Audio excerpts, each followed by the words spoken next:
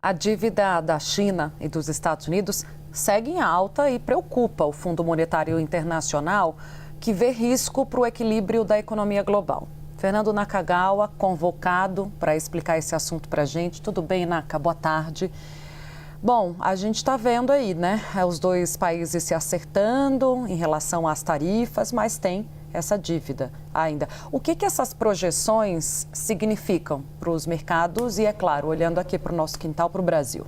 É basicamente, Tainá, o mesmo problema que a gente aqui no Brasil vive. São países que nos últimos anos, especialmente depois da pandemia, começaram a gastar muito mais do que arrecadam e usam o mesmo expediente que tem sido usado deste lado dos trópicos aqui debaixo do Equador, no Brasil, que é gastar mais do que arrecadar, e aí você precisa pedir dinheiro emprestado para fechar as contas.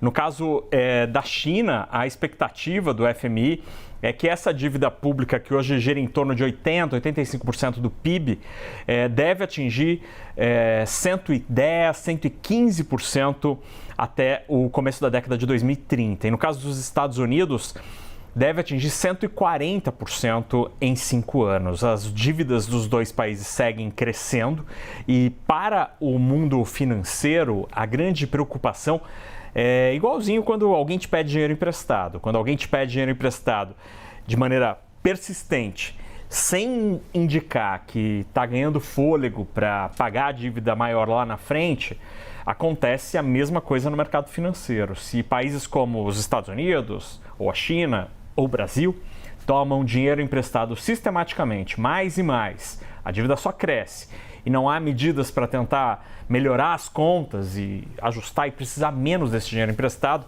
a desconfiança cresce e aí se cobra mais juro ou para de emprestar a grana para esses países. Este é o grande risco.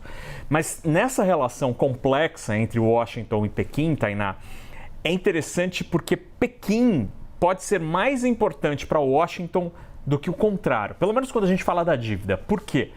Porque atualmente a China é o terceiro maior credor dos Estados Unidos, ou seja, a China empresta dinheiro para os Estados Unidos.